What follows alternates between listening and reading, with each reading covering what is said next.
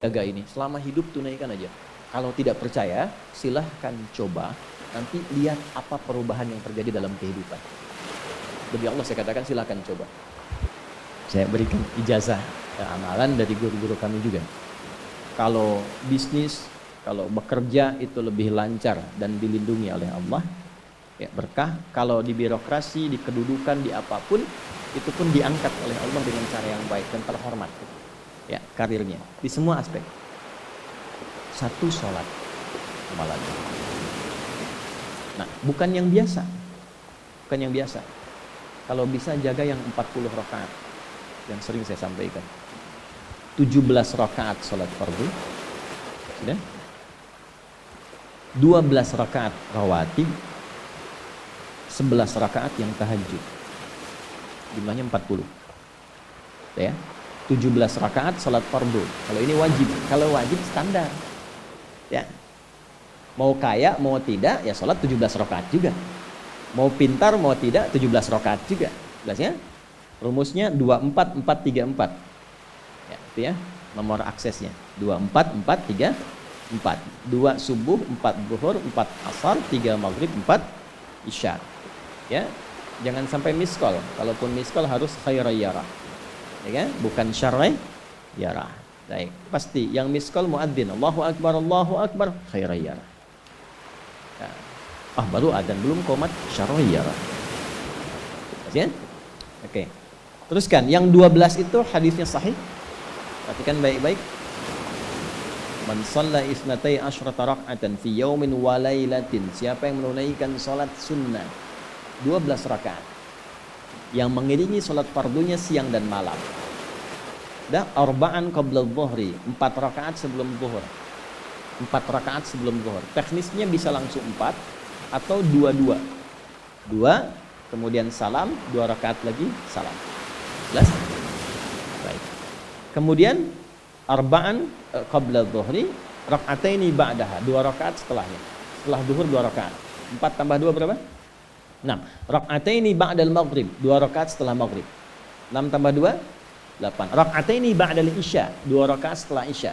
8 tambah 2 10. Rak'ataini qabla al-fajri, 2 rakaat sebelum subuh. 12 ya. Jaga yang 12 ini. Jaga yang 12.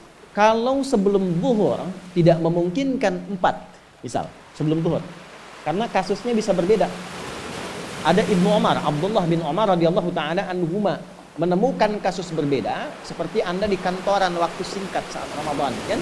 Dapatnya cuma mungkin 2. Maka ada hadis dari Nabi sallallahu alaihi wasallam, riwayatnya Ibnu Umar.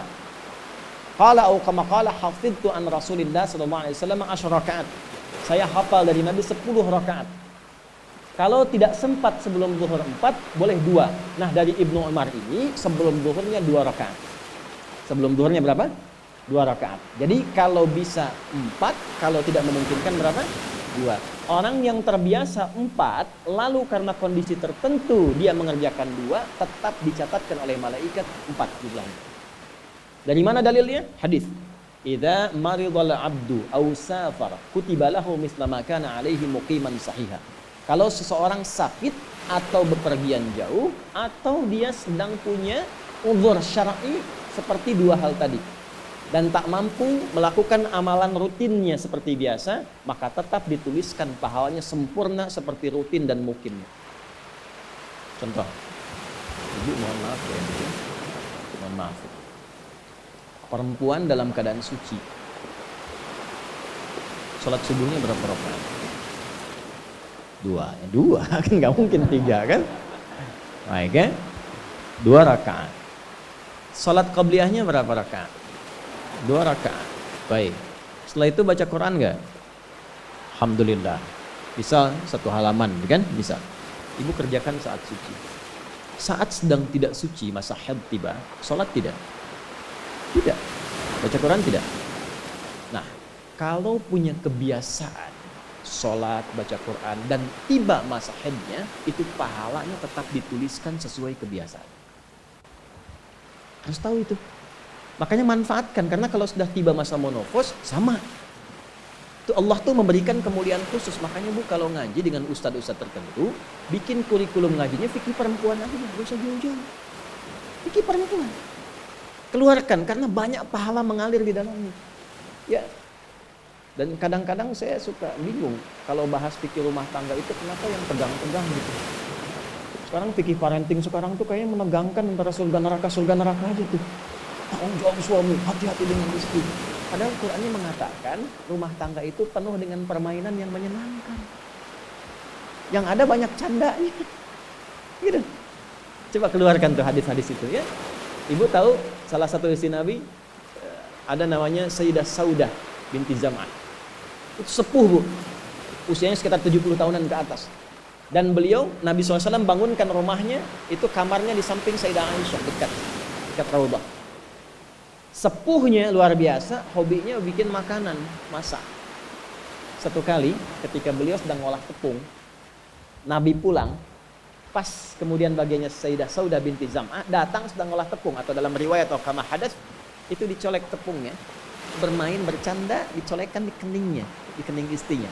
Itu sudah sepuh, dicolekkan, masih bercanda, masih tertawa. Kalau bahasa kita masih panggil sayang gitu. Ini kapan kakek nenek masih bilang sayang dan canda. Ini penuh dengan demikian ya. Ini yang mau saya kembalikan ke ya, nilai-nilai tadi. Jadi kembali ke sini, Bapak Ibu sekalian, kembali ke sini. Yuk urutkan lagi, kita agak cepat masuk ke dalam pembagiannya. Detil pada pembahasan ini, satu salat 40 rakaat. Sudah? Yang fardu sudah dalilnya, yang rawatib sudah, terakhir yang 11 rakaat yang salat malam. Ya, 11 rakaat yang salat malam. Nah, ini 11 rakaat ini bisa warming up dulu 2 rakaat tanpa baca surat Al-Fatihah saja. Allahu Akbar, langsung Al-Fatihah. Tidak pakai iftitah, tidak pakai surat selain Al-Fatihah. Allahu Akbar, ya, a'udzubillahi minasyaitonirrajim. Bismillahirrahmanirrahim. Alhamdulillahirabbil alamin sampai waladhdallin, selesai amin, langsung rukuk. 2 rakaat. Seperti itu. Itu namanya khafifatain. 2 salat ringan, warming up untuk persiapan supaya hatinya itu bisa khusyuk, badannya bisa agak hangat sebelum memulai tahajud. Barulah kemudian tunaikan 2 rakaat setelah itu, 2 rakaat setelah itu, 2 rakaat setelah itu, ujungnya tutup dengan 1. Ya, itu riwayatnya ada dalam riwayat Abu Daud, nomor hadis 1367 dari Ibnu Abbas radhiyallahu taala anhuma. Ya, juga disampaikan dalam riwayat Ibnu Umar radhiyallahu taala anhuma ketika beliau mengatakan dari Nabi sallallahu alaihi wasallam, "Salatul laili masna masna. Fa idza khasya ahadakumul fajra falyutir rak'atan wahidah." Kalau pengen mulai tahajud 2 rakaat dulu. Sampai merasa enak. Dan tolong ingat ya, tolong enggak usah panjang-panjang dulu suratnya. Untuk berlatih 11, mulai dengan 2 dulu. Kalau belum sempat 11, 2 dulu. 2 rakaat aja, tolong mohon jangan paksa tambah 2 rakaat. Itu pun bangunnya jangan terlalu malam. Jangan terlalu awal malam. Subuh jam berapa sekarang? Terjadi perbedaan pendapat. Oke, 4.25 lah ya.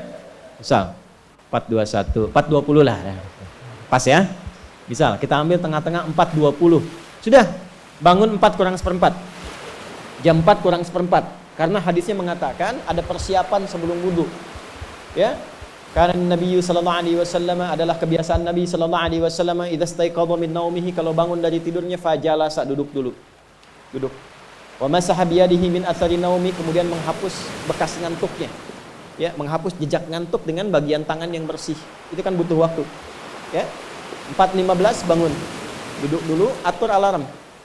Ya, alarm mungkin ya 3.15, 3.30 ya, kemudian jam 4 terakhir. Alarm pertama untuk mematikan alarm kedua. Alarm kedua siap-siap, alarm ketiga sadar. Ya, kan begitu kan? Ya. Ya begitu, itu rumusnya. Nanti kalau sudah ayat tahajud masuk Al-Isra nanti saya jelaskan. Itu ada isyaratnya di Quran. Bukan isyarat alarm ya, tapi isyarat perjuangan kita untuk bangun. Jadi 4 kurang 15 itu adalah persiapan supaya jam 4 bisa wudu. Ya, begitu jam 4, thumma dhahaba ila shinin mu'allaqah, pergi ke tempat kemudian berwudu, tempat tertutup, wudu, selesai, balik lagi, kan 4.20 adzan kan? Misalnya 4.10 mulai sholat. Kalau 2 rakaat kan enggak lama-lama. 5 menit witirnya, 1 menit, 3 menitnya istighfar, nunggu subuh. Ya, bacanya jangan tinggi-tinggi. Al-Falaq, An-Nas, witirnya Al-Ikhlas. Besoknya Anda sudah bosan 4 rakaat. Ad-Duha, Al-Insyirah, Al-Falaq, An-Nas, Al-Ikhlas. Besoknya terus sampai bosan tambah 6 rakaat sampai konsisten 11. Jelas? Mulai dengan seperti itu, 11 tambah 12, kan berapa? 23 tambah 17, 40. Tolong jaga ini, selama hidup tunaikan aja. Kalau tidak percaya, silahkan coba. Nanti lihat apa perubahan yang terjadi dalam kehidupan. Jadi Allah saya katakan silahkan coba. Yang kedua Al-Quran. Yang kedua apa? Al-Quran. Kan ada 3 tadi ya. 1, sholat. Kedua, Al-Quran. Jangan lewatkan 1 hari tanpa baca Al-Quran. Walaupun hanya 1 ayat. Walaupun hanya 1 ayat. Walaupun keterlaluan sih 1 ayat itu. Ya. Alif Lam Mim. Dah. Pesan Ustaz kan 1 ayat. Nun. Dah.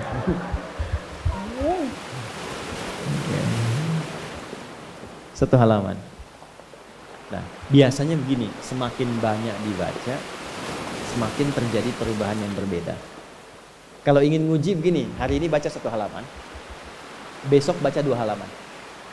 Nanti lihat perubahan yang terjadi antara hari ini dengan besok. Pasti ada pengaruh. Paling minimal, Allah akan menjaga keadaan diri kita dari berbagai bentuk kegelisahan. Semua tenang aja. Ada masalah apapun, kasih ketenangan, kasih ketenangan. Dan ketenangan itu paling mudah melahirkan solusi. Jelas? Oke, 2, Al-Quran.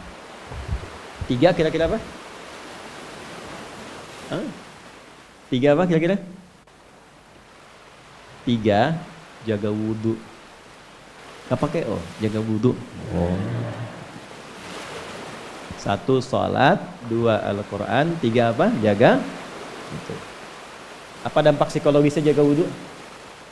Tidak ingin batal wudhunya. Kalau orang tidak ingin batal, maaf kalau kebanyakan bohong batal tidak.